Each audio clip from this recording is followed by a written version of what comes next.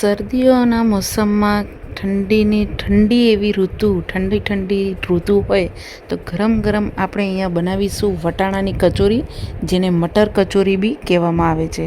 તો એકદમ ખસ્તા, ક્રિસ્પી અને ટેસ્ટી મટર કચોરી આપણે બનાવીશું. તો અહીંયા hello friends, welcome back to મુક્તિસ kitchen. હું છું મુક્તિ પંડ્યા. આજે આપણે મટર કચોરી બનાવવા માટે આપણે સૌથી પહેલાં બહારનું પડનું લોટ બાંધવાનો છે. તો બહારનું પડ બનાવવા માટે અહીંયા એક વાસણમાં આપણે અડધા કપ જેટલો ઘઉંનો ઝીણો લોટ લેવાનો છે અને 1 કપ જેટલો અહીંયા મેદો લેવાનો છે. બંને લોટને તમારે અહીંયા ચારીને જ ઉપયોગમાં લેવાનો રહેશે. અહીંયા મેં ઘઉંનો લોટ અને મેદાનો લોટનો ઉપયોગ કરેલો છે. તમારે એકલા મેદાના લોટમાંથી બી આ કચોરી બનાવવી હોય તો તમે બનાવી શકો છો અને એકલા ઘઉંના લોટમાંથી બી બનાવવી હોય તો બનાવી શકો છો. હવે સ્વાદ પ્રમાણે થોડુંક આપણે મીઠું એડ કરીશું અને અડધી ચમચી જેવું આપણે અજમો આ રીતે હાથ પરની હથેળી હોય એમાં લેવાનું ને હાથેથી ક્રશ કરીને તમારે એડ કરવાનું છે. અજમો એડ કરવાથી એનો સુગંધ અને સ્વાદ બહુ જ સરસ લાગે છે. હવે આની અંદર આપણે કચોરીને એકદમ ખસ્તા બનાવવાની છે, એકદમ ક્રિસ્પી એવી બનાવવાની છે.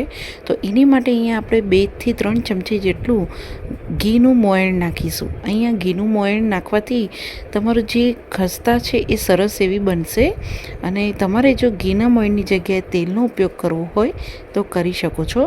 પછી આ બધી જ વસ્તુને આ રીતે મિક્સ કરવાનું અને મુઠ્ઠી પડે એ રીતનું તમારે લોટ બાંધવાનો છે, એટલે કે મોયણ એ પ્રમાણે તમારે હોવું જોઈએ.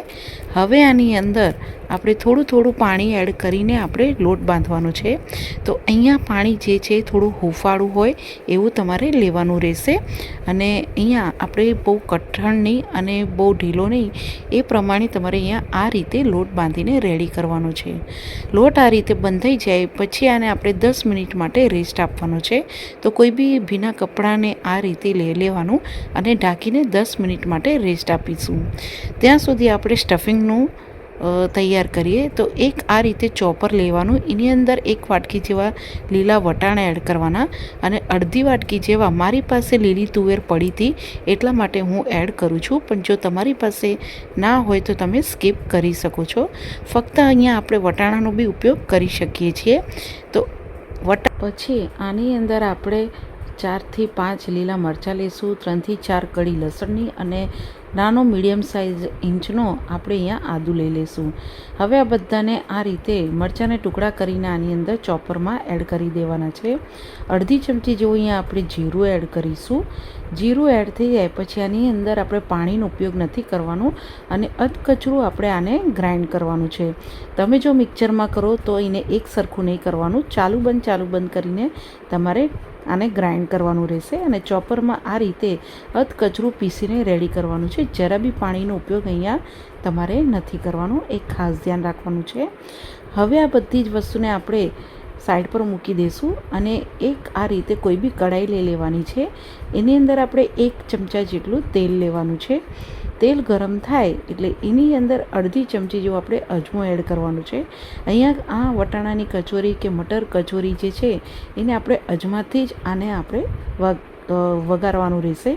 હવે આની અંદર આપણે 2 ચમચી જેટલો ચણાનો લોટ એડ કરવાનો છે. ફક્ત નાની 2 ચમચી જેટલો ચણાનો લોટ ઉપયોગમાં લેવાનો રહેશે અને એને પહેલાં તમારે તેલની સાથે તમારે લોટને થોડો શેકી લેવાનો રહેશે. આ રીતે લોટ અહીંયા ઢીલો પડે એટલું તમારે શેકવાનું છે અને એકદમ જ તમારે કલર ચેન્જ નથી કરવાનો, ફક્ત થોડુંક શેકાઈ જાય અને ઢીલો પડે એટલું જ તમારે શેકવાનું છે. આ રીતે તમે જોઈ શકો છો.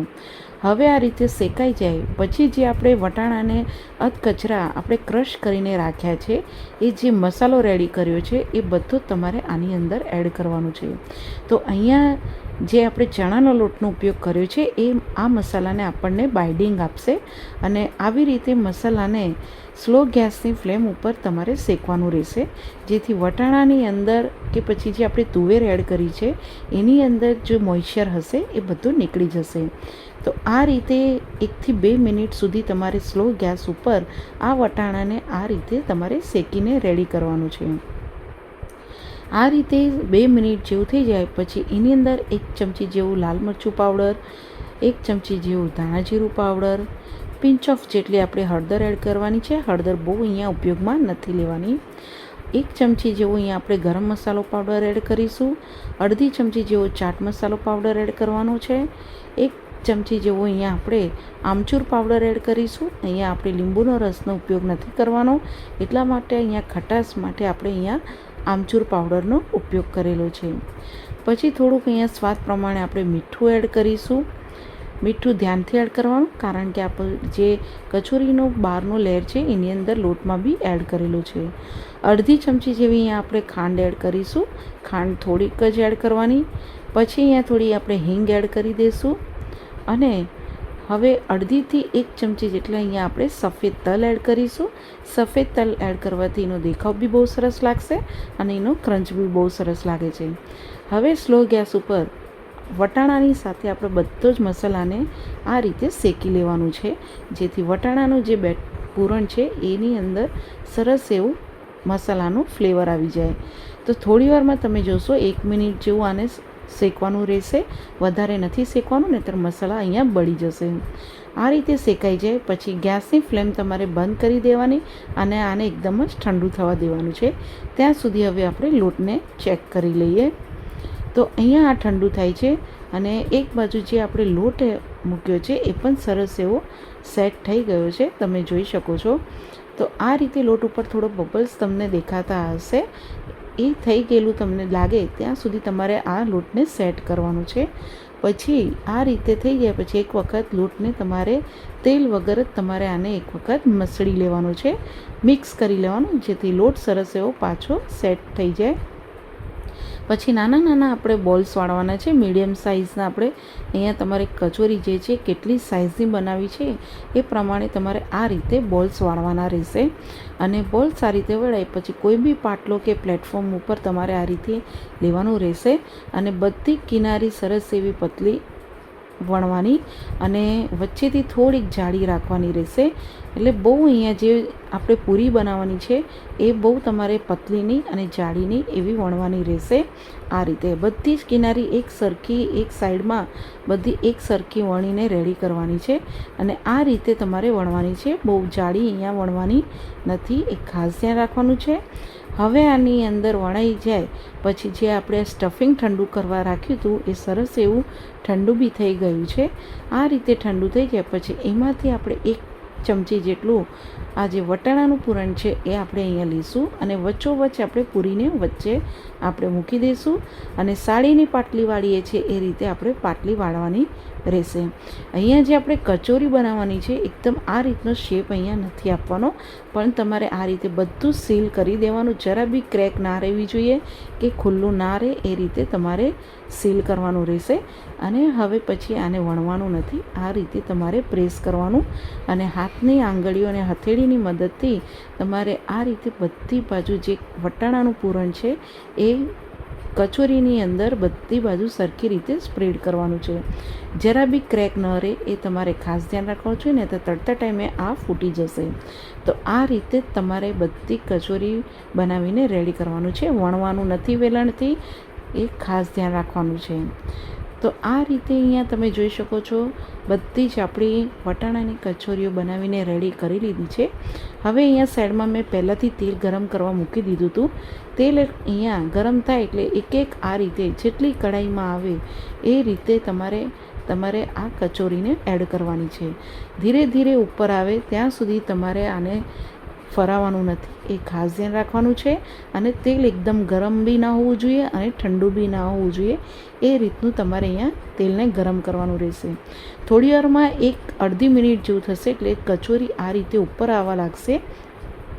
ઉપર આવે પછી તમારે જારાની મદદથી એના ઉપર તેલ નાખવાનું રહેશે અને થોડું થોડું પ્રેસ કરીને તમારે આને ફરાવતા જવાનું અને ગોલ્ડન બ્રાઉન રંગની થાય એટલું તમારે ફ્રાય કરવાનું છે. તમે જોઈ શકો છો કે બીજી કચોરી બી આ રીતે ઉપર આવે પછી તમારે આને ફરાવવાનું રહેશે અને બધી બાજુથી તમારે આને ફ્રાય કરવાનું. ગેસની ફ્લેમ તમારે લો ટુ મીડિયમ રાખવાનું રહેશે. હાઈ ગેસની ફ્લેમ ઉપર તમારે આને નથી તળવાની, નહીંતર અંદરથી કાચી રહેશે અને સરસ એવી ફૂલશે નહીં. તો તમે અહીંયા જોઈ શકો છો કે સરસ એવી આપણી અહીંયા કચોરી ફૂલી છે અને ગોલ્ડન બ્રાઉન રંગની થઈ ગઈ છે. હવે આ રીતે બધી જ આપણે ફ્રાય કરીને રેડી કરી લીધેલી છે, તમે જોઈ શકો છો. અને આને આપણે રૂમ ટેમ્પરેચર ઉપર ઠંડી થવા દેવાની છે. તો અહીંયા ગરમ ગરમ આ વટાણાની મઠરી, કચોરી જે બી તમે કહેતા હોય એ સરસ એવી ક્રિસ્પી બની છે. હું તમને બતાવું કેટલી ક્રિસ્પી બની છે. તમે જોઈ શકો છો કે એકદમ જ સરસ એવી ક્રિસ્પી ને એનો જે ક્રંચ છે બહુ જ સરસ અવાજ આવે છે. અને અંદરથી જે આપણે વટાણાનું સ્ટફિંગ ભર્યું છે એ પણ સરસ એવી કચોરીને હરેક સાઈડમાં આપણું ગયેલું તમને દેખાતું હશે. અને જરા બી અંદરથી કાચી એવી નથી રહી, તમે જોઈ શકો છો. તો સ્લો ગેસ ઉપર આ રીતે વટાણાની કચોરી તમે એકવારથી ટ્રાય કરજો. અને મેં આની સાથે આ કચોરીની સાથે મેં ખાટી આંબલીની જે આપણે ચટણી બનાવીએ છીએ એ મેં બનાવી છે. અને આની સાથે જો તમે ક્યારે વટાણાની કચોરી સાથે ખાટી આંબલીની ચટણી ન બનાવી હોય તો તમે એકવારથી જરૂરથી બનાવજો, બહુ જ ટેસ્ટી લાગે છે. અને તમને આની સાથે ચા છે, ચટણી, દહીં બધાની સાથે આ કચોરી બહુ જ સરસ લાગે છે. આ કચોરી 2 દિવસ સુધી બી એટલી જ ફ્રેશમાં અને ક્રિસ્પી રહે છે. અને તમને એકવારથી જરૂરથી ટ્રાય કરજો. અને તમને જો મારી રેસીપી ગમે તો મારી ચેનલને સબસ્ક્રાઈબ કરજો, બેલ આઇકન પર ક્લિક કરજો, લાઈક કરજો, શેર કરજો અને કેવી લાગી મને કોમેન્ટ્સમાં જરૂરથી જણાવજો. Thank you for watching.